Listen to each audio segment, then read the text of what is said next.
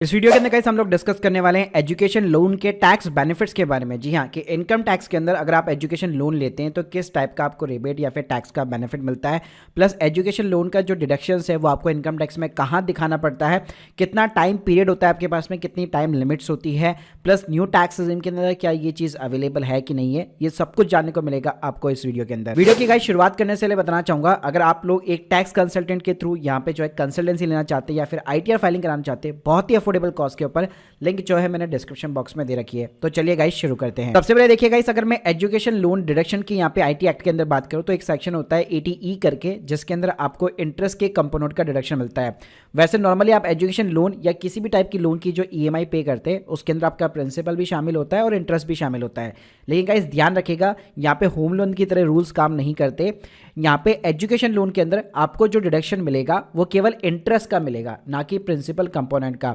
तो जो आप प्रिंसिपल कंपोनेंट अपनी EMI के अंदर पे कर रहे हैं उसका आपको कोई भी इनकम टैक्स का बेनिफिट नहीं मिलता है, सिर्फ इंटरेस्ट का ही पोर्शन का आपको बेनिफिट देखने को मिल जाता है। इसके अलावा इसके ऊपर कई सारी कंडीशंस होती हैं अगर आप इंटरेस्ट की कंपोनेंट का भी डिडक्शन लेना चाहते हैं। अगर आपने मान लीजिए खुद के लिए लोन रखा है, अपने स्पाउस के लिए लोन रखा है, चिल्ड्रंस हो गए या कोई भी पर्सन जहाँ पे आप एज ए असेसी जो है अगर आप उसके लीगल गार्जियन है, मान लीजिए आपने उनकी एजुकेशन के लिए यहाँ पे लोन ले रखा है, तो डेफिनेटली आप अपनी ITR के अंदर उसकी डिडक्शन यहाँ पे क्लेम कर सकते हैं।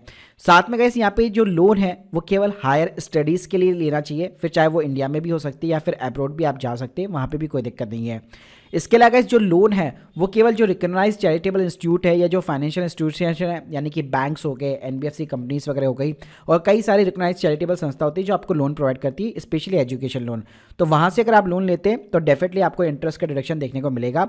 लेकिन मान लीजिए आपने किसी फैमिली मेंबर से ले लिया, रिलेटिव से ब्याज के ऊपर पैसे ले लिया, एज ए एजुकेशन लोन आप उसको दिखाना चाहते हो, तो वो चीज़ इनकम टैक्स के अंदर यहाँ पे पॉसिबल नहीं है, उसके इंटरेस्ट का डिडक्शन आप यहाँ पे नहीं ले पाओगे। इसके अलावा अगर मैं बात करूँ कि क्या डॉक्यूमेंट्स यार आपको चाहिए होते हैं डिडक्शन लेने के लिए, तो देखिए वैसे तो ITR में कोई भी आपको डॉक्यूमेंट अपलोड नहीं करना पड़ता है, लेकिन कभी भी अगर आपके पास इंक्वायरी आती है और क्लैरिफिकेशन के लिए यहाँ पे इंक्वायरी आती है तो आपके पास में सैंक्शन डॉक्यूमेंट्स होने चाहिए उस लोन के रिगार्डिंग।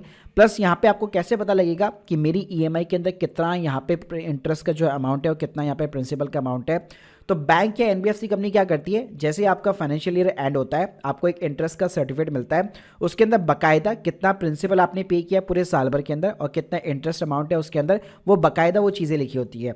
तो उसके अंदर आप इंटरेस्ट का डिडक्शन यहाँ पे ले सकते हैं और ध्यान रखिएगा उसके ऊपर कोई लिमिट नहीं है। मतलब जैसे होम लोन में होती है कि 2 लाख तक की मैक्सिमम आपको अलाउ है, यहाँ पे कोई लिमिट नहीं है। इंटरेस्ट का कितना भी मतलब एजुकेशन लोन का कितना भी इंटरेस्ट हो, पूरा का पूरा आप डिडक्शन यहाँ पे क्लेम कर सकते हो जितना भी आपने साल भर के अंदर पे किया है। इसकी गाइस अगर मैं टाइम लिमिट की बात करूँ तो नॉर्मली 8 साल तक आप क्लेम कर सकते हो, यानी जिस साल आपने मान लीजिए एजुकेशन लोन लेना स्टार्ट किया है, EMI वगैरह पे करना स्टार्ट किया है, तो उसी साल से आप 8 साल तक यहाँ पे इजीली क्लेम कर सकते हो। अगर मान लीजिए आपने लोन का रीपेमेंट 5 सालों के अंदर ही कर दिया तो ऑब्वियसली बात है आप केवल 5 साल तक ही उसको अवेल कर पाओगे। लेकिन अगर मान लीजिए टेन्योर आपका बड़ा है तो उस केस में मैक्सिमम केवल 8 साल तक ही आप जो है डिडक्शन को यहाँ पे क्लेम कर पाओगे, उसके बाद आप नहीं कर पाओगे। यहाँ पे आप देख सकते हैं आप ITR 1 फाइल कर रहे हो, 2 फाइल कर रहे हो, 3 कर रहे हो, 4 कर रहे हो, यहाँ पे आपको डिडक्शन का कॉलम देखने को मिल जाता है। और डिडक्शन ध्यान रखिएगा, जो 80C से लेकर या 80E की जो भी डिडक्शंस वगैरह होती है या फिर 80D वगैरह हो गया, वो केवल आपको ओल्ड टैक्स रिजीम के अंदर देखने को मिलेगी।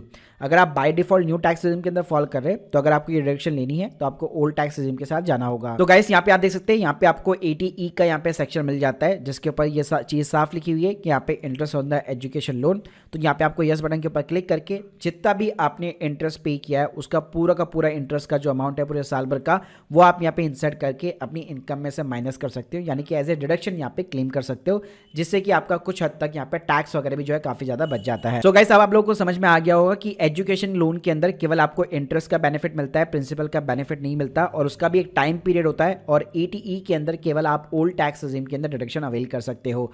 So guys hope you like this video, please subscribe channel. अगर आप लोग के कोई भी डाउट्स है कमेंट बॉक्स के अंदर जरूर बताइए। प्लस अगर आप कंसल्टेंसी या फिर ITR फाइलिंग की सर्विस लेना चाहते हैं, link in the description box. Thank you guys, thank you very much.